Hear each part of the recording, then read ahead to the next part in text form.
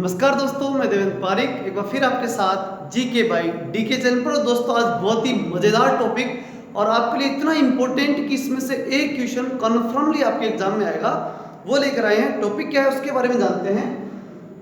4 आर्य सत्य, अष्टांगिक मार्ग और 10 सील। सबसे बड़ी प्रॉब्लम यह आती है दोस्तों कि याद नहीं रहते, और उसका मैं समाधान आपके साथ लेकर के आया हूँ। और इसको इसलिए इस वीडियो को अंत तक देखिएगा, और ऐसे ही शानदार ट्रिक्स के लिए हमारी वीडियो देखते रहने के लिए हमारे चैनल को सब्सक्राइब कर दीजिए। Thank you. अब इसे बेल आइकन प्रेस कर दीजिए।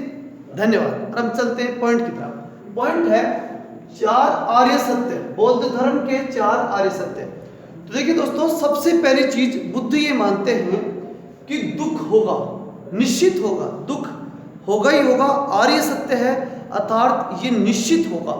दूसरी चीज दुख समुदाय, मतलब पहले जब एक दुख आता है ना, तो उसके साथ कई दुख एक साथ आते हैं। एक दुख हुआ, फिर दूसरा आया, फिर तीसरा आया, ये कन्फर्मली होगा। और बुद्ध के इस दर्शन से लगभग मैं सहमत हूँ, और आप भी कहीं ना कहीं सहमत होंगे कि दुख होता है तो उसके बाद कई 2-3 दुख साथ में आ ही जाते हैं। फिर उसके बाद दुख निरोध। अब वो बुद्ध कहते हैं कि दुखों को रोकना चाहिए, और रोकने के लिए मनुष्य हमेशा प्रयास भी करता है, कुछ ना कुछ करता है दुखों के लिए, दुखों को रोकने के लिए।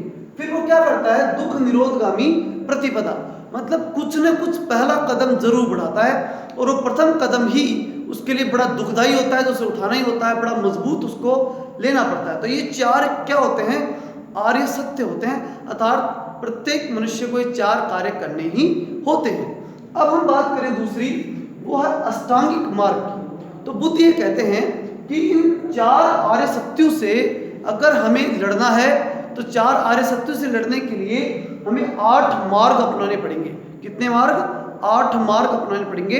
और वो 8 मार्ग क्या है, तो इसको याद करने के लिए इसकी ट्रिक को पहले हम देखेंगे, और बहुत ही शानदार ट्रिक मैंने बनाई है दोस्तों।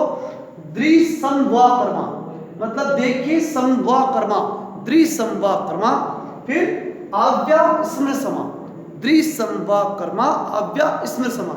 इसे 2-3 बार बोलेंगे, कन्फर्मली याद हो जाएगी, घबराने की इसकी आवश्यकता नहीं है। द्विसंवाकर्मा अव्ययस्मृसमा। अब इसका मतलब क्या है?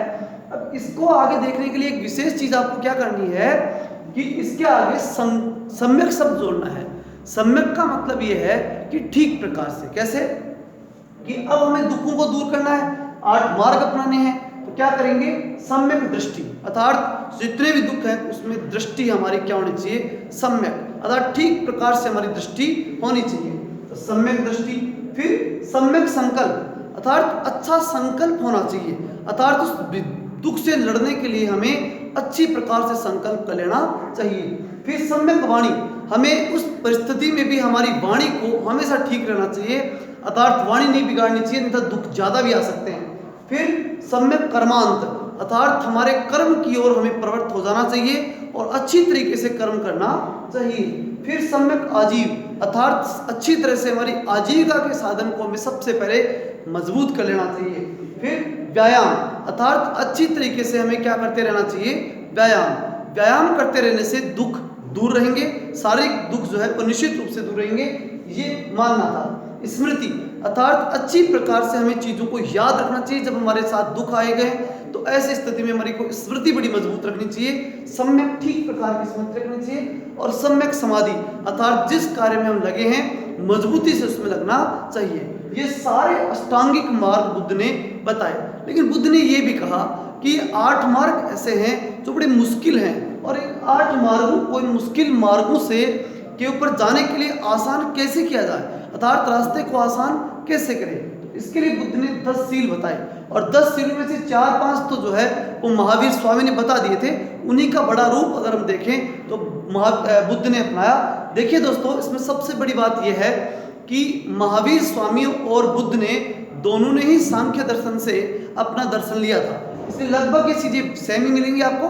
तो अब हम देखें कौन कौन से सत्य, अहिंसा, अस्तेय, परिग्रह और ब्रह्मचर्य। ये अगला ब्रह्मचर्य आना था, लेकिन ब्रह्मचर्य के लिए ये 5 पार्ट जो है वो व्याख्यायित थे।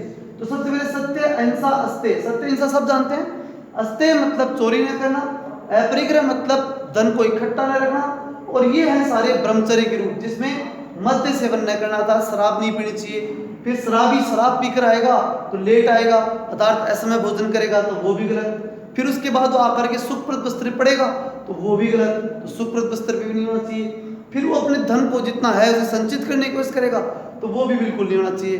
फिर वो टीवी आदि चलाएगा तो इसमें क्या देखेगा, स्त्रियों को देखेगा या फिर उनको उनकी संगत में जाने की सोचेगा, तो स्त्रियों से भी दूर रहना चाहिए और नृत्य गान आदि से भी दूर रहना चाहिए। ये सारे 10 सील जो है वो बुद्ध ने स्वीकार किए। अब प्रॉब्लम कहाँ आती है, इन 5 में आती है, क्योंकि ये 5 भूल जाते हैं। तो क्या करना है कि मध्य याद, एक कहानी से बता रहा हूँ उसके माध्यम से आप याद रखिएगा कि पहले शराब पी के आया, फिर लेट आया तो भोजन असमय भोजन, फिर उसके बाद वो पड़ गया सुखप्रद बिस्तर पे, और फिर उसने धन संचय जो पैसा था उसे संचित किया, अलमारी में रखना पड़ी हुई, फिर स्त्रियों से दूर रहना, फिर उसकी जो पत्नी थी वो अपनाया, फिर उससे क्या हो गई दूर, शराबी था तो दूरी होनी थी। फिर उसके बाद नृत्य गाना थी, यानी जो है फिर उसने क्या किया, पत्नी भी चलेगी तो उसने टीवी चला लिया। तो ये 10 सील इसके अंतर्गत आते हैं। अब जब व्यक्ति 10 सील अपना लेगा तब आसानी से वो अष्टांगिक मार्ग पे जा पाएगा, और जब अष्टांगिक मार्ग पे जाएगा तब वो आसानी से दुखों को दूर कर पाएगा। और इस प्रकार से बुद्ध का जो दर्शन है वो बड़ा ही साइंटिफिक दिखाई देता है। अब ये इम्प्लीमेंट कैसे होता है ये अब उस व्यक्ति विशेष पर निर्भर करता है।